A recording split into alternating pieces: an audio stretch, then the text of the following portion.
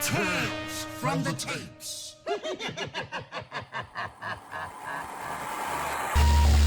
Hey, what's up, everybody? Demo from NextSev, and welcome to Tales from the Tapes. I would do a laugh, but I feel like my mic would cut it off.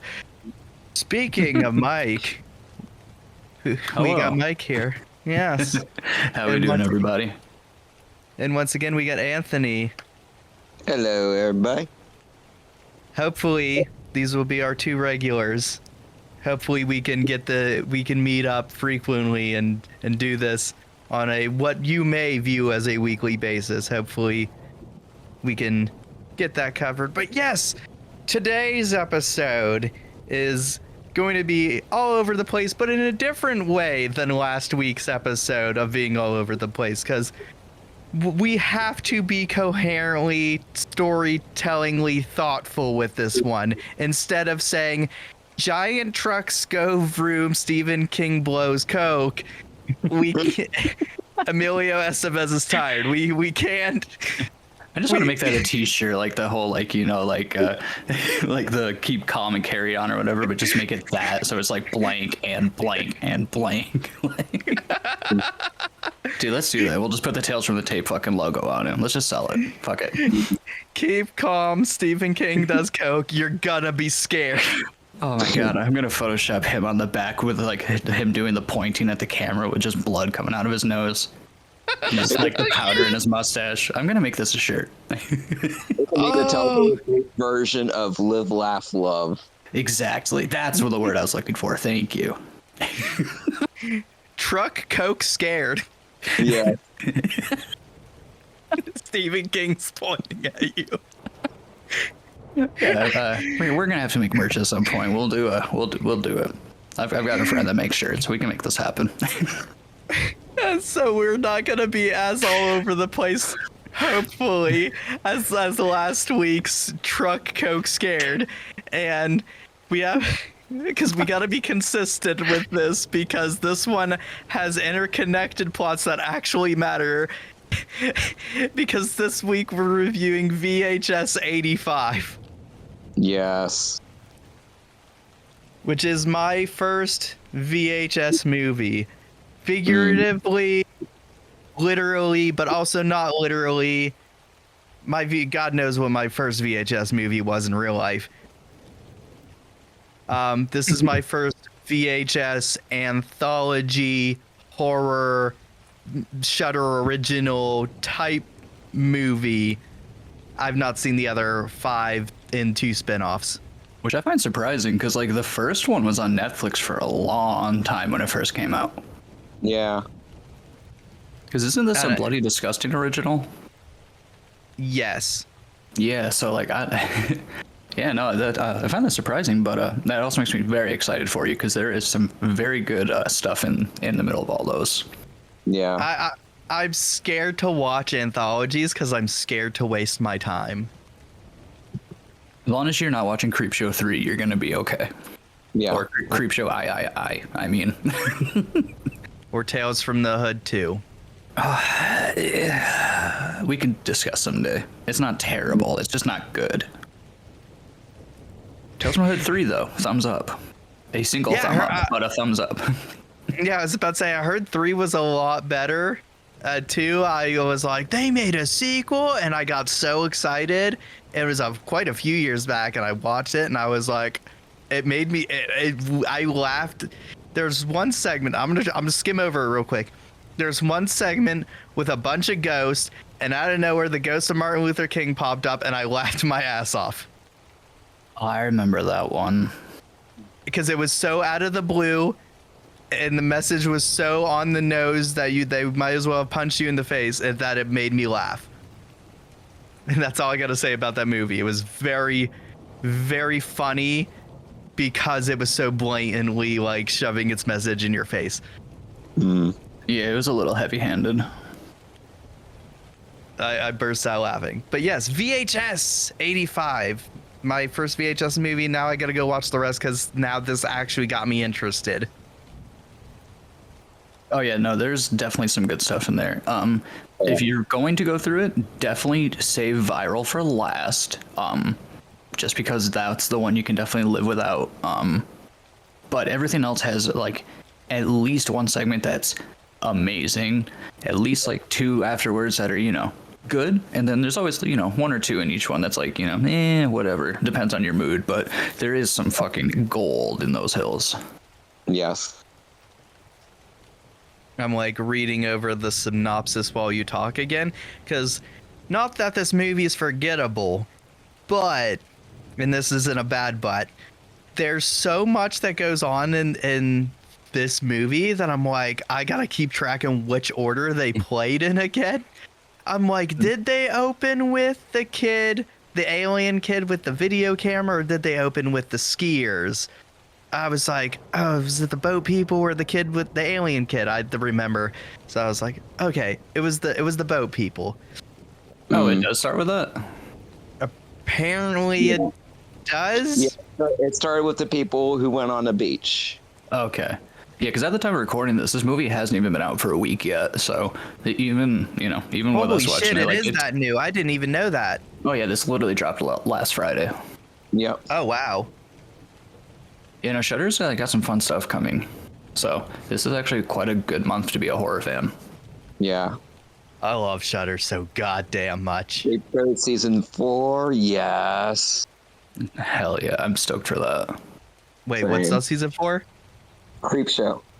Oh, Creep Show. Yeah. Speaking of anthologies, Yeah. they just I was shit like, pop up. That's funny. I was like, that's actually, I started watching that last year on and off, and I was just like, wow, the Creep Show is actually really good. It's very solid. Mm-hmm. There's things I wish were better about it, but I mean, compared to what we possibly could have had, I don't know. I thought Nicotero actually did quite a good job. Yeah. And So- Gus from Breaking Bad shows up in one of them, so just a throwback to last week's episode. So the VHS opens up with some weird ass commercials that eventually cut to a we're in the year all of these skits take place in 1985, if you haven't guessed. And if you're watching this specific review on this specific movie, you're already a fan, I'm sure, because you're not Googling VHS 85 movie review without knowing the series. Right. Yeah, that doesn't just happen by accident. And Yeah, if it does, you're like 80 years old. Where's my fucking VHS copies from 1985? And then they stumble upon this video. Welcome, sir. Or madam. I don't remember this one. Where are my kids? Why haven't they visited me? It definitely does, though, capture the whole authentic feel, with all the right kind of film grain and everything. So I don't know if they shot an actual film or not for this, but I mean they definitely pull off the effect really well. And they got the weird vibe of some of these commercials. I was having trouble. I'm sure they didn't, but I had trouble distinguishing. I'm like, was this a real commercial? The drinking and driving bit, where it was the two beer mugs coming together. It's this is what happens when you drink or drive, and they go to clink the beer glasses and they shatter like it's a car accident. I was like, that felt like that was a real commercial. Yeah, I last week for the Gruesome Gazette, I reviewed a WNUF Halloween special, and it definitely, because literally 2/3 of the movie is just fake commercials from the 80s. So I mean, after watching that and then watching this, my week was weirdly on theme. But I just love the fake commercials so much. I think they add. I almost wish there were more in this. I could almost imagine a VHS where literally for the wraparound, it's just fake commercials. I actually think that would be pretty fun. I wish. I'm a huge fan of commercials. I just think they're so cool, man. They can be so whatever. They could be parodies. They could just be random things. I don't know. You can just look around your room and pick something up and just make it exaggerated and super colorful and just, I don't know. It just seems like such a cool vibe to get into. Yeah. Right. So yeah, the movie starts off. It has some weird bits and bobs, switching between static and commercials and channels and movies and shows and blah blah blah, and then ends up cutting to you may have guessed, a VHS of a recording from a guy named Rob filming his friends and his sister in an RV on a road trip to go to a lake to party. Woo. And it's a horror movie, so shit gets weird. And it's an anthology, so it's a bunch of short films, so shit gets weird fast. Yes. So for those of you who may not know, so the VHS, the reason why it's called VHS is because the stories are basically like videotapes that people have filmed. It's basically all in found footage style. Every story is filmed that way, and it's kind of like you're just watching random videotapes that people have made. Right, and then that's the cool thing, which is debatable, but with all the other ones of this, like, because this one, like, we've hinted at, it's like filmed off the TV, like it was like something happening over a TV special. But in the past, the wraparound has been like people are stumbling upon these tapes, and they're checking them out to see like what it is, and like there's a lot of stuff between all that, between like curses and whatever. But so I just love that if they find some way to make it make sense. But I love the idea that like you're just watching something that just like appeared, and like nobody knows like why it's here. Yeah. Bite-sized Blair Witches. Exactly. Yes. And this one's wraparound is Rory, the alien kid who they're feeding TV in hopes that he'll learn from the TV how to communicate with us. And he's locked away in some sort of what they described as a college lab. Yeah. So it's yeah, like that's weird. It's like a laboratory in a college, and like they're studying this creature, trying to learn more from it. Yeah, it almost has like one of the more recent like seasons of Stranger Things. It's almost like that kind of vibe. Like I think the Doctor even kind of looks like him. Yeah. Now, there's the one character in the first segment, because the Rory segments do not last that long. They're essentially, the Rory segment wraparounds are filmed in a style of in this TV special on CBS, the documentary of Rory, the kid in the science lab, blah blah blah. That's how it's kind of like presented, like an NBC documentary. The one guy in the first segment, and I have to point this out before I forget, the guy that plays Rob, the guy with the video camera, and I had to pause it and pull the picture up for my wife, and I'm like, doesn't this guy look like when the girl, Robin or whatever, takes the camera off Rob and films the guy with the video camera for the first time? Does this motherfucker not look like John Romero, the co-creator of Doom? A little bit. I don't know what he looks like, to be honest with you.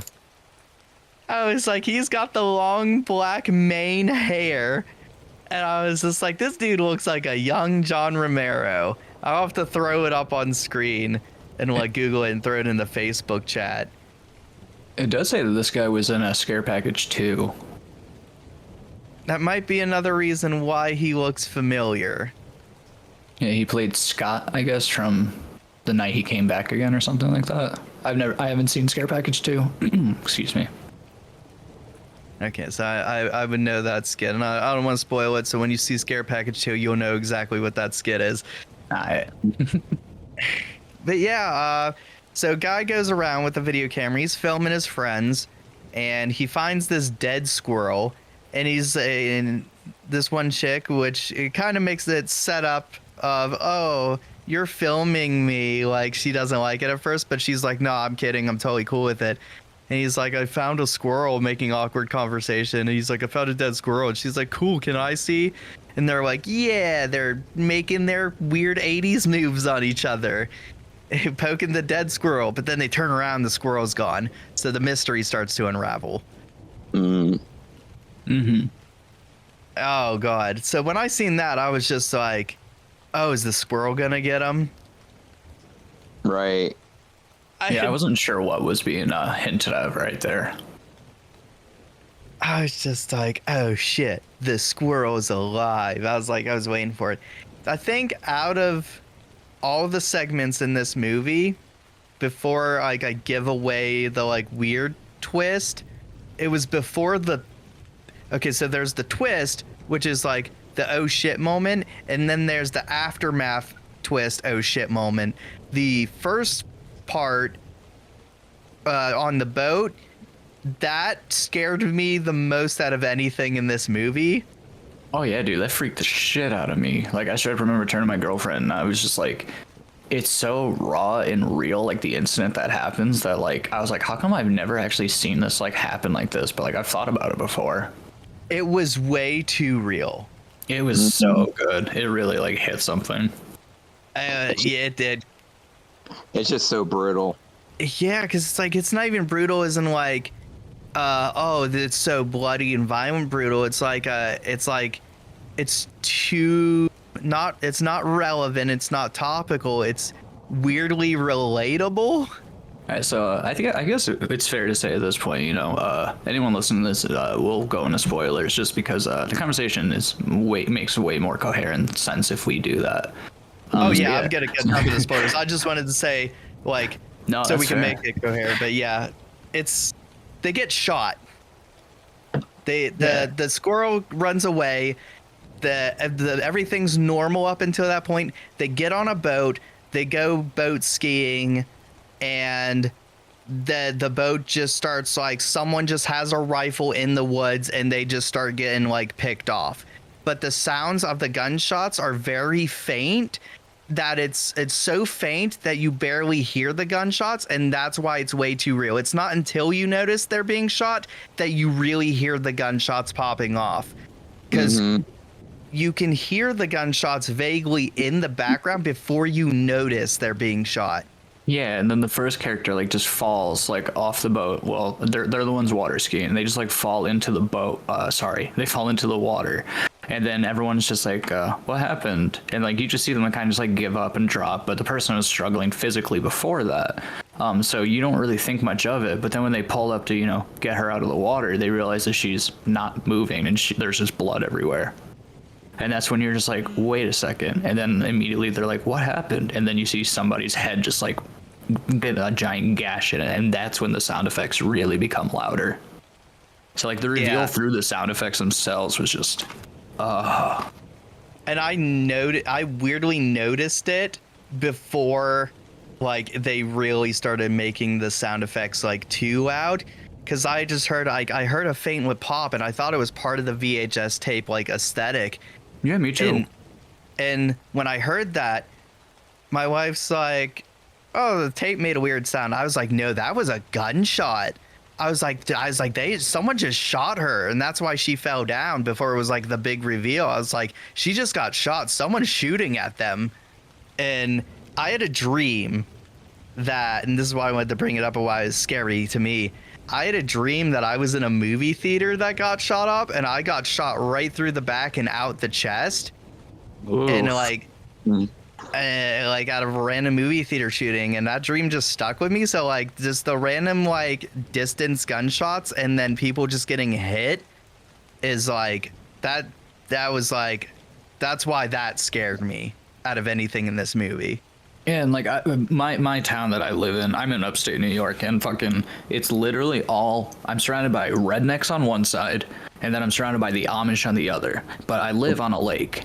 So like when I saw this, I was just like, I could literally picture these yokels out there literally just like shooting off people for trespassing. Especially because like when they're first approaching the lake, you see the signs of like no swimming. And at first I was getting like the raft vibes from like Creepshow 2.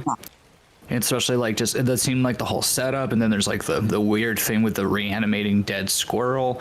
But yeah, and then it turns into real horror because you're expecting supernatural at that point, and you just see these people literally get shot up, and then it's like a 3-minute panic scene of just they're trying to duck while move the boat, and then they start shooting out the engine of the boat so they can't get away. And it's just every single thing you're thinking is being responded to in real time, and it's such a weird interaction that you have that it definitely scared me. It was like the most frightening part of the whole movie for me. Yeah.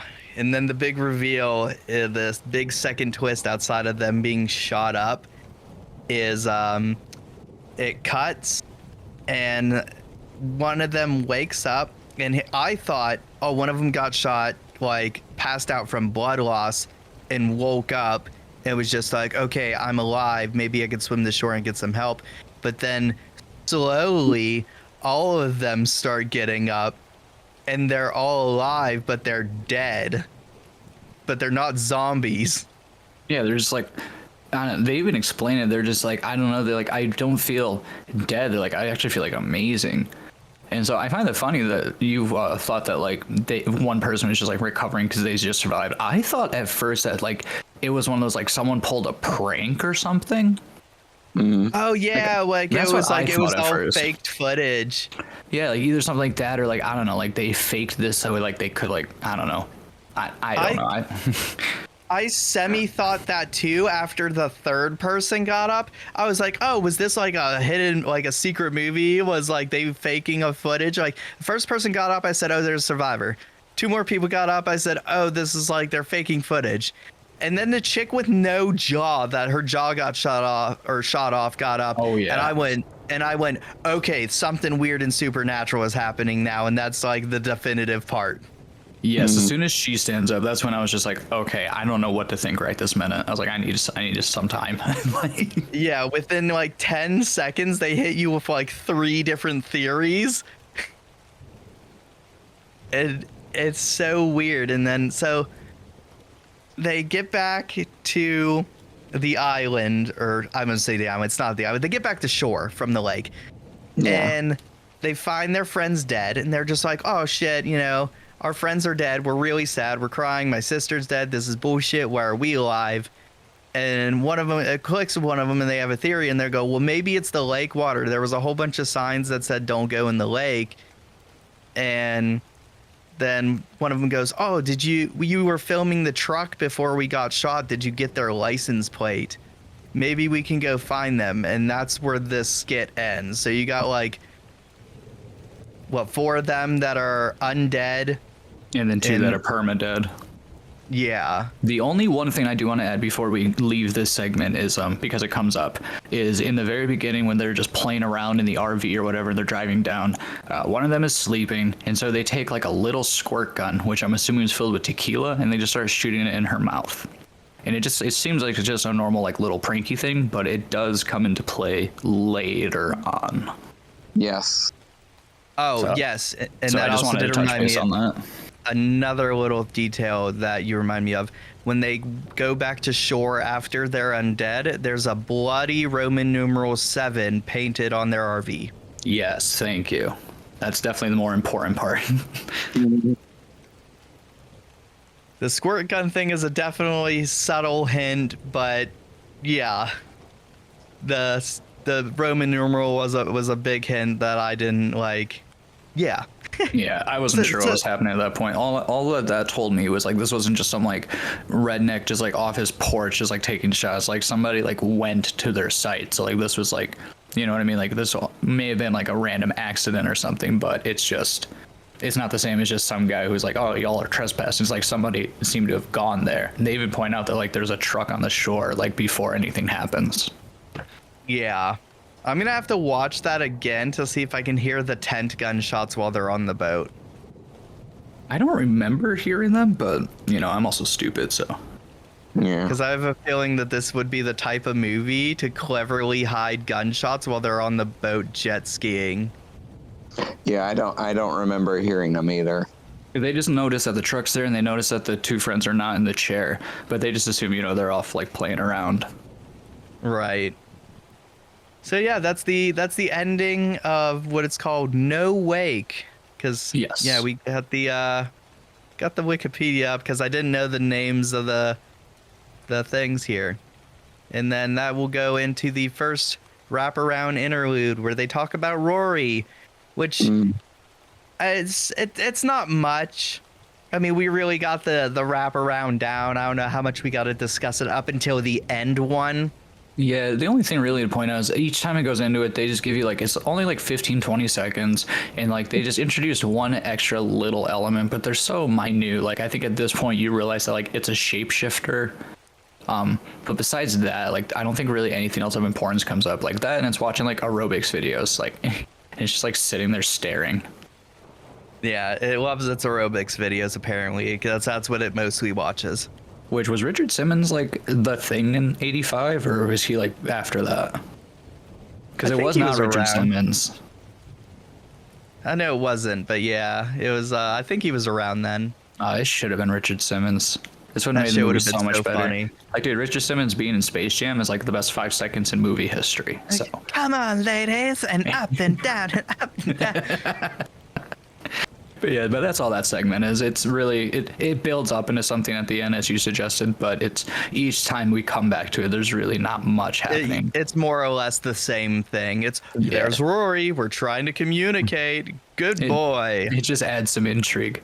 But one thing I guess I will do, since I'm the fucking nerd of the group, is the first segment, No Wake, was directed by Mike P. Nelson, who is mostly known for he just did the Wrong Turn remake that came out, and I think he also wrote the original one. He didn't direct it, but he wrote it. Oh, But yeah. he did the new Wrong Turn movie. So the whole idea of like the realism horror that happens, like with the guns, like that's legit. Because when you see the Wrong Turn remake, like it is, I think it's complete dog shit. But I the agree. first half of it, like before you get to the clan and all that stuff, like the first half of it, I thought was super good. Like the traps that they walk into and all that. I was like, if this is the movie, I'm in. I remember stopping it and waiting to watch it with my girlfriend the next day just because I was like, oh, this is gonna be good. And then everything after that segment is just like, ugh. But the guy got the realism part of just like these hunting traps that are in the woods. So like all of this just like seems like it just makes so much sense for this guy. That's crazy. That makes total sense. Dude knows his woods. And then the wraparound segment, which we'll really get to at the end, but that's David Bruckner, who is like a repeating guy in this. But if you're not familiar with David Bruckner, he recently did The Night House, which is really good. He did The Ritual on Netflix, which is fantastic. The dude's got really good style. You said the night house. I thought you almost said the lighthouse. And I was like, bad luck to kill a zebra. No, that would be something. But yeah, no, The Night House with Rebecca Hall. That movie is fantastic. You were gonna say something, Anthony? And he was also responsible for the Hellraiser reboot, right? I think it was him. Yes, that's right. He That did movie was awesome. And yeah, I think he has had some involvement with all of the VHSs. I think he did segments in like the first 2 or 3, but then after that he was just like a producer. So I think this was his like real return, unless he did something in the last one, but I don't remember. I don't know. He didn't do any in the last movie. All right, so we can move the on. next segment, the God of Death, which is like the title of the segment is kind of a spoiler, isn't it? Yeah, which that is a good thing that these movies don't tell you the title of these things. Like you don't know the stuff until you look into it. So at least there's that, or at the credits. But yeah, no, if you don't know what you're in for, this segment I thought was really, really good. Oh yeah. It gave me Wreck vibes. Oh, absolutely. So a Mexican news crew is doing a broadcast and an earthquake happens, a building falls apart, and the cameraman just barely survives. A rescue crew comes in, picks him up. He picks up the video camera to videotape the event of the continuing earthquake, and it's a journey to escape the town, or mainly the building that they're in, and it just goes off the rails from there. Yeah, so for my nerd part with this, this was written and directed by Gigi Salguero, who she's kind of like new as far as like blowing up in the scene. She's been doing stuff for a while, but she I'm pretty sure cameos as the other reporter that like pops in from off scene. That's her. But this segment, I read in an interview that this is actually based on a real event that happened this exact day in Mexico. Because when they came to her and told her about 1985, she was just like, oh, I know literally the story for this. So this is based off a true event. Obviously, it turns into something else, but it's based off that. Yeah, I think the thing is like, it was a real event that happened, but this is the secret footage of what was going on underneath the city that caused the event that nobody knows about. Right, which I love. It's almost like an alternate reality game or something like that, like one of those ARGs where it's like it almost changes the context. And like sometimes if it's really well done or just believable enough, sometimes it can actually fuck with your memory of it. Mandela catalog. Exactly. So, I cry every time. But yeah, so they, the cameraman and the rescuers start going through the building. This earthquake keeps happening. They get picked off one by one. And that's really about it. It's very emotional. It's brutal in its own weird emotional way. It's very much emotional damage up until the end. Not to say the ending doesn't have emotional damage, but the last 3 or 4 people in the crew, the god of death appears out of nowhere and decides that it's just going to wreck the rest of the crew. And that's the guy that caused the earthquake that killed 5,000 people in Mexico in 1985's earthquake. Was the god of death that was secretly underground that caused the earthquake and killed all these people and killed this camera crew. right. So looking for an opinion, do you guys think that the news station itself was built over this like gateway into the underworld, or do you think the whole city was, and that's why like the earthquake affects the whole city and not just this building? Because there's that one shot when they're leaving and you see like the whole city's in ruins. There's helicopters flying in. Like this was like a devastating blow. I want to say like it was the whole city, and like, but maybe like the where the news crew was, like that was like the nerve center of everything. Yeah, because it almost seemed weird that like they keep going down the staircase. They try to get out, all the doors won't open.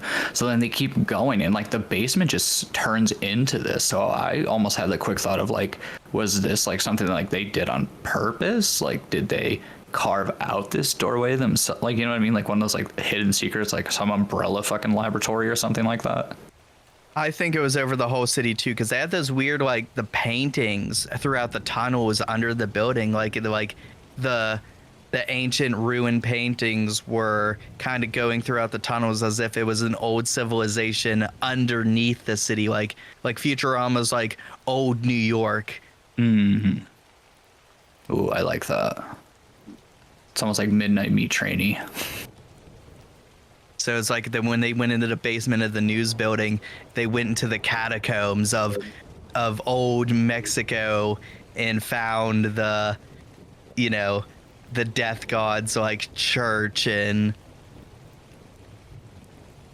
yeah, I think it spread like throughout that. the whole city. I like that.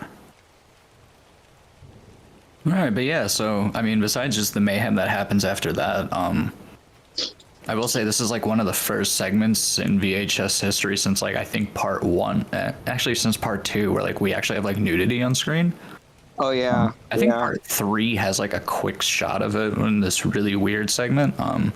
But yeah, no, but I don't know. I was just like, wow, like we haven't seen this in a while. Like it's almost like going back to like again like the 80s, like almost like Grindhouse kind of aesthetic on top of the whole like found footage part. It was full on titties. This bitch stripped down, butt out, tits out, and said, "I'm gonna kill you for God." Which I just thought was just like a strange ending because like she's overtaken by the god, which I thought was powerful, to an extent. But I don't know. It's just that was one thing that just stood out to me, just because I was like, we haven't done something like this in this series in quite a while. Yeah. It was pretty wild. It was I don't think it was forgettable. I don't think it was forgettable, but it was quick. It was emotional, but it was like outside of being like, yeah, some people died when a building fell on them, and then the last like 3 to 5 minutes, Death God appears and kills like 2 people, and that's it. Yeah, I will say it was probably my like second favorite in the entire lineup, just because like I thought the production was really well done. I thought it was just like especially because like I love the ones where you don't really know what's happening until like you're just seeing it face to face and you're just stuck in like oh shit mode. So I really liked this one. I thought that it had a lot of style and it just had a lot happening for it. Yeah. Oh yeah. I like the when the newscaster lady was like her head was caved in. That was fucked up. That was brutal. Oh yeah, because she's like this like big personality and like everybody loves her, and like as soon as everything starts shaking, they're like, please get out of the way, that like you're not safe there. And she's like, it's fine, and she's like just trying to be all poised, and then you just see the top cave in. It goes to like a technical difficulty screen for like a second, and then when it comes back, it's just her corpse with her head just bashed in. And they linger on it too for like a good solid 3 minutes. Yeah, because the camera's just like laying on the floor while you hear the emergency guys come in, or you see them in the background or something like that. But yeah, it just like sits there and it just focuses on her for like a solid minute. Yeah. I mean, I will definitely say like this. I mean, the gore in this one was, oh my gosh, next level. Oh yeah, I think this was honestly the most violent VHS like period. I do, there's a segment in like part 2 that I think would give it a run for its money, but that's one segment, whereas like this one was all over the place, especially once you get into the later entries. Like, oh yeah, the gore is very next level compared to what it used to be. Mm-hmm. And then after that segment, we go back to Rory. He does Rory things and watches TV. And then we get to the next segment. Oh, we just skip over it. I'm like, yeah, it's the wraparound part 2. Who cares? Yeah, no, it just adds like 10 seconds worth of intrigue to the whole alien boy thing, but there's nothing remarkable to like really point out until the end. This title will not give it away because I don't even know what this stands for. It's called TKN OGD. I think it's supposed to just be Techno God. Yeah. Oh, that makes sense. Yeah, it's about a techno god and a performance artist. It was very strange, but I kind of liked it in its weird way. I like the ASMR effect of it. It was very weird. It was weird, but I like the audio. I had headphones on. I was listening to it. I was like, this is kind of relaxing in its weird way, as someone who does audio. So there's a performance artist who's talking about God and religion and how we've abandoned God for technology, and says, why don't we build a shrine for the new technology God, out of being sarcastic. Puts on a VR helmet, goes into a digital world, and starts screaming. It's a performance artist, so it's all like it's a show. It's a showmanship thing. And just starts screaming, we made you! No. No, but she starts screaming, where are you, tech god? Where are you? We made you! I wasn't ready for that. And so she's doing her performance art thing. And this one's very straightforward. Little does she know, there is a tech god. It does appear in the screen. And it goes up to her in the VR. And it starts actually, like, ripping her apart inside her, the virtual her inside the VR. And anything that hurts her, it's very Freddy Krueger. Anything that hurts her in the VR, it happens to her in reality. So at first it like takes off her hand and she pulls the VR glove off and her hand's gone. Then it skins her leg and her real life leg just like the skin flies off, and it just gets more and more brutal, and she's just being lifted up in midair. It's very, very Elm Street-ish, mixed with a little bit of you die in the game, you die for real. God, Stay Alive. That was the movie. Stay Alive, yeah. Frankie Muniz dies a virgin. That's all I remember from that one. Oh God. Oh, Techno God. But yeah, that's really about it. Tech Demon like bites her face off, doesn't it? It does. The guy running the camera eventually goes in, sees her dead body, which the people still think is a performance act. The cameraman goes up, removes her VR helmet, and she has no face, and her eyes are like just popped out, and yeah. it like has ripped her face off. And then everybody in the audience just starts like clapping. Yeah.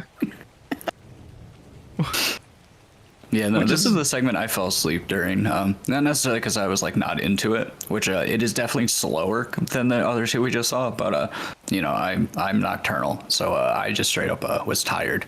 So I don't remember this one. I just remember the last like 25 seconds. It was one of the quickest ones. Yeah. It must have been a quick nap then.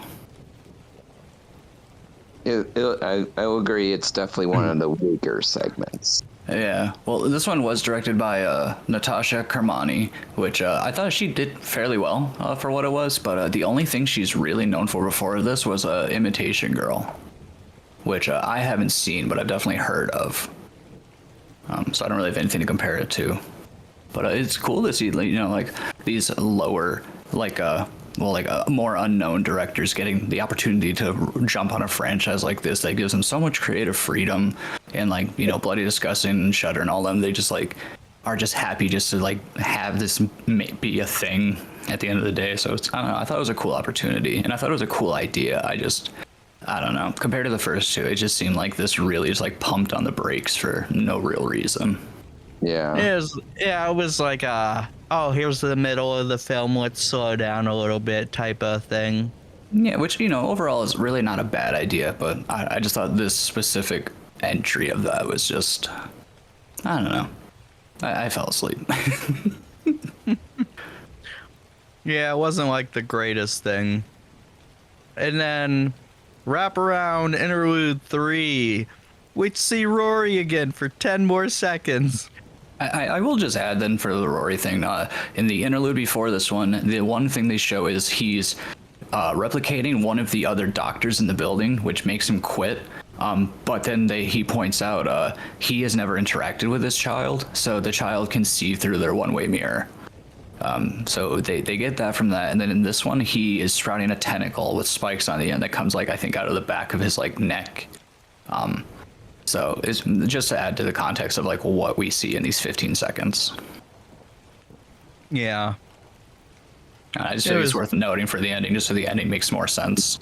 Yeah, that is true. I just kind of like, it's just such a small detail that I'm like, oh yeah, I forgot about that.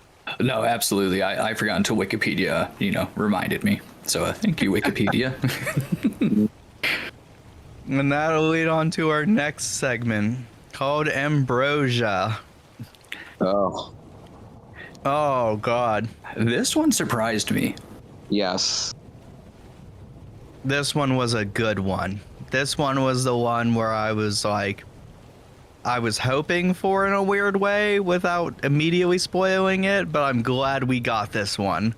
No, me too, because I had the same thought. And so when I'll just say when the thing happens near the beginning of it that like shows what's about to happen, I remember just being like, oh man. And that's when I got really excited. So yeah, I guess we'll just jump in. No, I was just saying, let's just jump into it.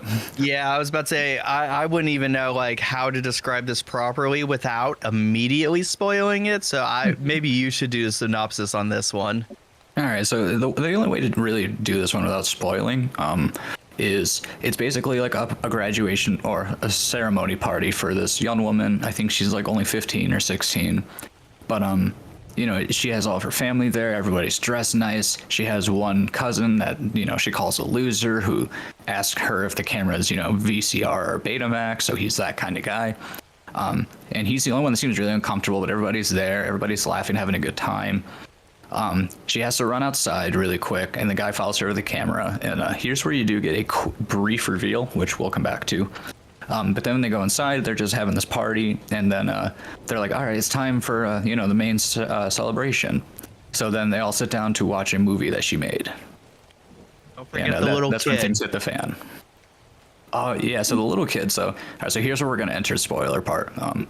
So while they're outside, there's a little kid at the party, and he shoots her with a water gun. And it is obviously the very same little orange water gun from the very first skit. And then when she talks to the kid, she's like, hey, where'd you get this water gun from? And he's like, I got it from the person in the RV. She's like, what RV? And then you see on camera this, like, it looks like the RV from the first one just speeding off down the street. And it turns out it was. So when they go inside and they're watching this movie, it turns out this girl was the sniper in the first movie. And we're seeing the camera footage from her point of view. And everybody in her family, they're like kind of like doing this culty thing where they're like, you know, all hail the 7 or something. And they all have the Roman numeral 7 tattooed on their wrists. So this is basically what connects the first and this one. It is written and directed by the same guy, Mike P. Nelson. But then things continue because as they start the movie and you see them basically destroy the people in the tent, you just see and hear all these cop lights appear. And basically the house is being raided. So then the whole family kind of does the Devil's Rejects thing where they all just take weapons, which there's like 100 hidden underneath the couch cushion. And they all just take a window and just do a big shootout. And then at the end of the segment, the girl who got shot with the water gun, you know, she starts shooting the cops as they come into her bedroom. They gun her down. And then, about 30 seconds later, she reanimates and she cannot die. And then they arrest her. And that's basically the entire section. So the squirt gun, clearly, obviously, like you said, the squirt gun from the zombie people from the first skit or short film. And they filled that up with the lake water, gave it to the kid to go shoot the people so they could get revenge and make them immortal. Yeah, because they even say at the end of the first one, like, hey, you've got the license plate, right? Like, we can find these people. And they're like, well, I don't want to kill anybody. And they're like, we won't. We'll just do what they did to us. And then that's literally like where that segment ends. So that's what we have picked up from the suggestions here is that's what they did. They shot him with this water. And I'm assuming they're also the ones that called the police. But I don't know how you get that many of a fucking, like, SWAT team assembled in that short amount of time. Because they only took off, like, 10 minutes ago. Like, the movie just started, so the home movie just started, so that was the only thing where I took a guess that they were the ones that called the police. But how do you like bring your dead friends there and like walk in with like your brain hanging out the back of your skull and you're like, hey, I know who did this to me, and then they are I don't know, that's just me being silly. Yeah, I was about to say, unless they really pre-called them and hoped for the best that the police didn't show up when they were doing their plan. Yeah, they were just like, hey, these people have a bomb. And then everyone's like, oh, shit, it's 85. We got to go where the bomb threat is. Or, I don't know. Yeah, not to mention that the 15-year-old chick that was being initiated for killing the people, which, by the way, the Roman numeral 7 and the Praise the 7 and their cult of 7, she had to kill 7 people to get to be initiated into her family cult. Oh, yes, so, I forgot that detail. Yeah, so that's why she picked these camping people and everything like that. But she had killed the cousin who had asked if it was VHS and Beta because he didn't want to kill the cops. Yep, she calls him like a pussy and shoots him, doesn't she? Yeah. Yep. So I was like, damn. There's one little added detail also, like, so after everything ends, they show a little clip of the zombie people filling up the water gun. Okay, I forgot that they did that to like confirm it. They did? Did I miss that? It's like a really quick shot. Really quick shot, but yeah. Was that spliced in like right at the very end of the segment? I just don't remember where it was. Like at the very end. Okay, like once the police like pick her up. Yeah. Gotcha. I must have totally missed that somehow. I mean, if you blink, it's gone. It's definitely like one of those. You can miss it type of things, but that pretty much confirms that, yeah, that's what they did is so they filled a squirt gun up with that water, got it to that kid. Okay, so my theory was right. All right, so wraparound 4, total copy, Rory, scientists. They're mad. The main doctor's like, this is brilliant. And then that's it. It's over. We don't really come back to this one until after this next segment. Yeah. Because this is technically the last segment that we're about to address. And then, you know, the wraparound. Which is called Dream Kill, which has a few twists. So while the title slightly gives it away, it doesn't fully give it away because there's an extra little plot twist in there that I didn't see coming. Yeah, this one's a little bit of a head scratcher. It was oh boy. So this one was definitely the goriest. Oh my gosh, yes. Yeah, this one kind of like blew me away with how like aggressive it really was. It was like kind of like a snuff film in its own weird way. So that being said, I'll just put this part in. So this one was directed by Scott Derrickson, who did Insidious and The Black Phone and Doctor Who, but whatever, or Doctor Strange, I mean. But since he did Insidious, this literally has the same feel as those VHS tapes you watch in Insidious, where it's just like, you know, like a carpool, and it just shows like a bunch of people sleeping in a car that gets pushed into the pool, or like, you know, hanging with the family, and it's like a whole family being hung from a tree. So it really had that same vibe, which I really appreciated, because as soon as I knew it was him and I saw this style thing happen, I was just like, oh yeah, this is going to get into like what feels dangerous territory. You mean Sinister? Fuck. I did need Sinister. God damn it. All right, you're gonna have to edit that, Cody. I don't know how. I'll just put this in. You can just chop this in. This is the guy that directed Sinister and Sinister 2. Fuck, he didn't do Sinister 2. God damn it. I'm retarded. Don't fucking mind me. I'm stupid.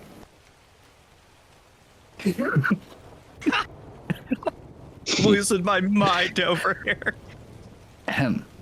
This is from Scott Derrickson, who directed Sinister. And you can tell. Yes. I can't wait to just like weirdly copy and paste that in post and make it really obvious that I copied and pasted it. Yeah, I tried to make the tone at least match. So, sorry guys, that's my fault. I will fully take that one. But continuing. So, they're VHS tapes that get mailed to a police department, and they are about murders. So they're like, okay, where are these tapes coming from? And then like sometime, would you say they're like what, around a week later, they said, or something like that, that these these murders on these tapes end up happening. So these tapes are like weird premonition of like future killings that haven't happened yet on VHS tapes.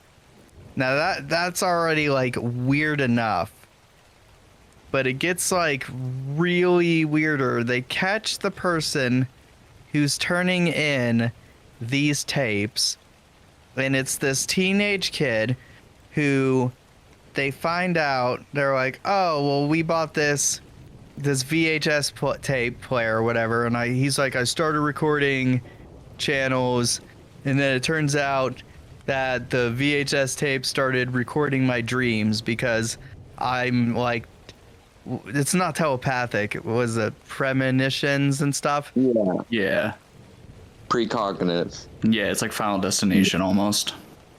Yeah, kids like, I could tell the future in my dreams, and the VHS tapes are recording my dreams, and I'm dreaming about people's murders, and I can see the future, and I'm trying to warn you without getting in trouble, so I'm taking the tapes and I'm mailing them to you.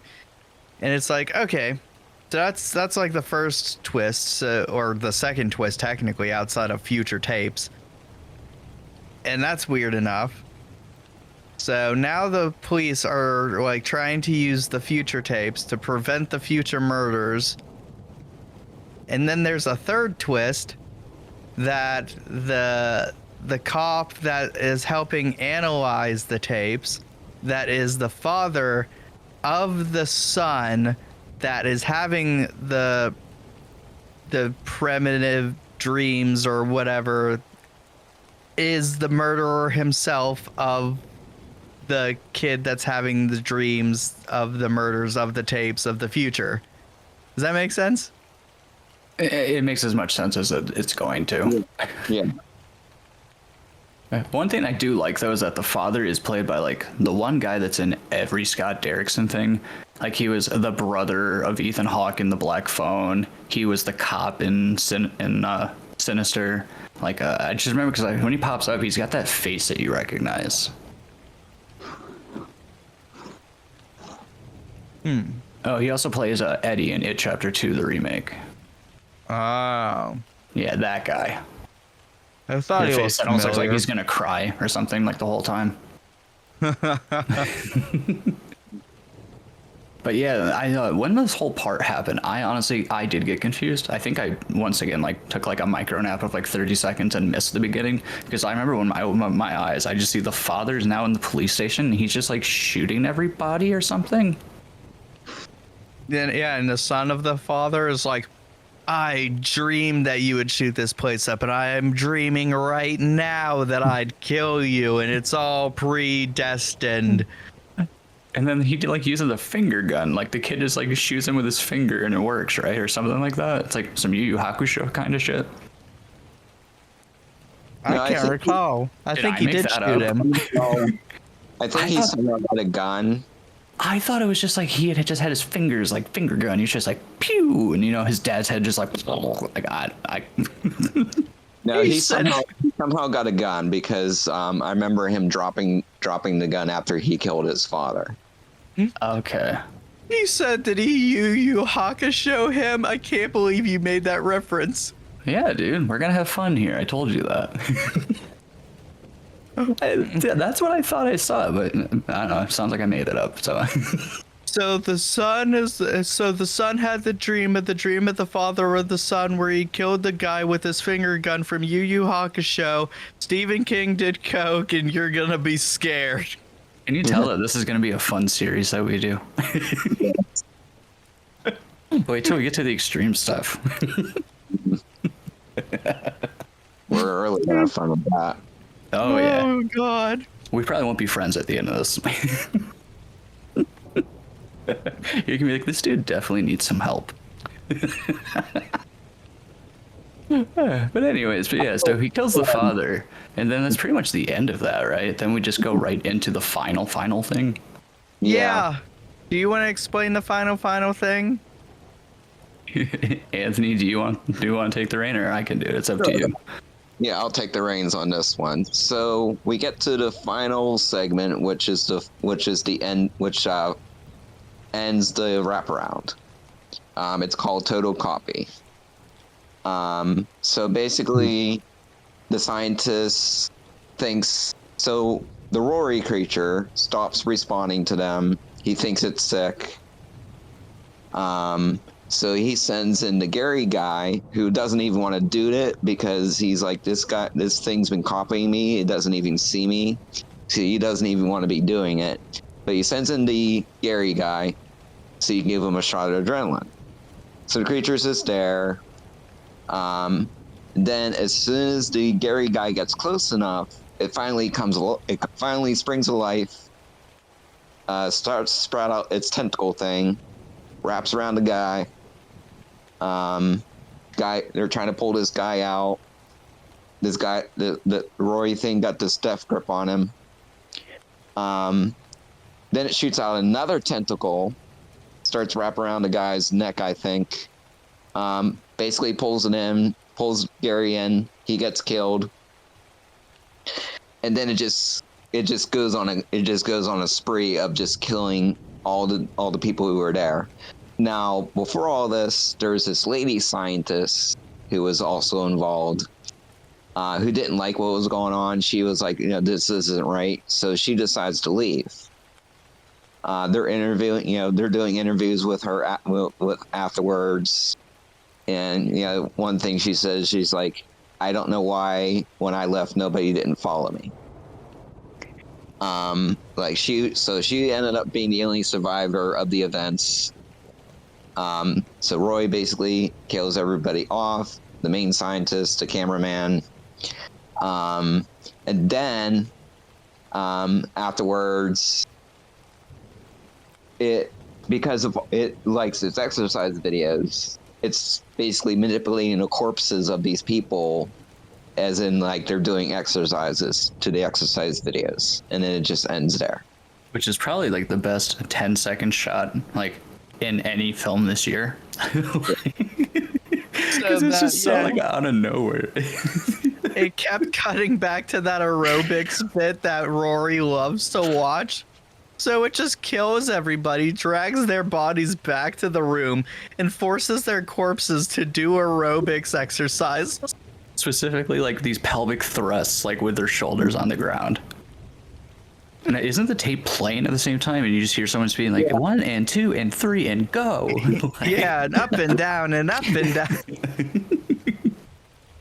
So this one definitely has Stranger Thing vibes, but it also has The Thing vibes. Oh, yes. It's beautiful. It was, geez. It was wild. It was for the first VHS movie. Yeah. So are you curious to check out the rest of the series after this? I am. If they're as like at least like half as good as this, I still think I'd be interested. So like we could definitely do another one of these for another another episode. We don't need to do it anytime soon, but if we did, Anthony, which would be your nominations? Hell Ratma. Oh yes, dude. Oh my god. 94. Yeah. We definitely need to do VHS 94. That one was when that came out, because 1, 2, and 3 came out kind of close to each other, and 3 was viral, which is undoubtedly the worst.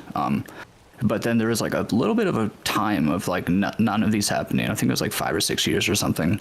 And then 94 comes out of nowhere, and it was just the first 2 sections especially are so strong. And I'm not even gonna go into it. I will say that footage from the first part I always see pop up on Facebook, and people are like, footage of real aliens. I'm just like, and I'm just like, because it's not even, but like, you know what I mean. But yeah, no, 94 is 100% absolutely recommended. I would say VHS 2 is also really good. Yes, that's another. Yeah, I would say that'd be my third one. Yeah, so I'd say we should definitely do those. I would definitely am down. But yeah, the reason why I liked 85 so much is because just like everything about it was so good. Like this is like the best. Like the wraparound actually was the best out of all of them. Mm-hmm. Like all the VHS series, like it had the best wraparound. The gore was just like really intense but really good. The effects. One thing that I also enjoy about the VHS series is like a lot of the actors are in there are just unknowns. Like you don't know, like these are people who probably their first time they ever acted, but you would never tell. No, and then there's always like that 1 or 2 that pop up in like a single segment of any of the films where you're just like, wait a minute, I know them. Yeah. Like in fucking 99, like I remember there's the one segment like in the middle that's going on, like the really, really bizarre one. And I was watching the guy that's playing like this TV show host, and I was looking at him like, I think I know this guy. And it's the guy that they fucking used for like Trevor from Grand Theft Auto 5. Yeah. And I was just like, what the fuck? He was also in Walking Dead. Oh, I didn't even know that. I quit Walking Dead season 3. Stephen Ogg, or whatever his name is. Yeah, that's him. Yeah. So like they always just get these random people, but you're right. It's always like nobodies, which makes it feel all the more like real, and I feel like almost easier to relate with. But like this series has spawned like some really good careers. Like the first one has a segment from the Radio Silence guys who went on to do, you know, like Scream and Ready or Not. And then like the second one has a segment that Shudder just recently turned into a full-length film that I reviewed for the site, which I will not say which one because that would kind of be a spoiler. But just like there's a lot going on. David Bruckner, obviously, he really blew up from this. So it's the capacity that this series can do and what it has actually done so far is just, it's just like the little glimmer of hope of like, what horror used to be. And like whether the segments themselves work fully or not really doesn't matter, because at the end of the day, it just brings back that old school formula of like anything goes, and as long as it's entertaining, people will go with it. Yeah. It's fire. Pure, unadulterated fire. It's just like in one word, express yourself right now. Fire. Fire. But Yeah, yeah, go I ahead. just sent it in the Facebook group. I just had to, for that first segment, I had to send a picture of that guy and John Romero, co-creator of Doom, so you could confirm my theory. And it's like the dude from the first skit looks like a young version of co-creator of the game Doom. Whoa. Yeah, it's even like the same eyes and mouth. Yeah. It looks like that guy mixed with almost like George from Cannibal Corpse. Like, I'll even get a picture of like John Romero from like back in the day when he was that young, and you could see him compared to that dude from '85, and you could see that's what he actually looked like. Maybe he did this in '85, and that's actual footage of him and his friends. Maybe he survived. And that's where the idea of Doom came from, is he died, went to hell, and he came back, and he was like, I gotta fucking tell somebody. He's I like, got just wanna shot shoot up somebody. on a boat and decided to team up with John Carmack to make Doom. I was like, wait, you're dead too? And he's like, fuck yeah. And they're like, oh shit. Went to lake, got shot up as human sacrifice, became undead, lived forever, made Doom. Stephen King did coke. You're gonna be scared. Just make that the headline of our fucking show. Like, Tales from the Tapes. You're gonna be scared. Yeah. I'm gonna scare you. I'm gonna scare you. That's it. Yeah. It's you. I'm really gonna make that t-shirt. I'll mail them to you guys. When we start doing videos, we can actually rock. I was about to say, I got a merch site that I have a lifetime membership on. You send me the PNG, I can get it on a shirt for us to like sell. Oh fuck yeah, let's do this. Oh God. Any wrap up thoughts? I just got that. I thought this was a solid entry. You know, it's not my favorite in the bunch, but it's definitely, there's way worse in the bunch. So I'm excited. I'm sure they're gonna make another one, and I just really hope they keep this trajectory going. I would love to cover more of these with you guys, and I had a lot of fun. Yeah. Same. Yeah. Definitely had a lot of fun with us. Awesome. Alrighty then. It's another great movie, and remember everybody, the survivors at the end are survivors. Even to this day. Goodbye.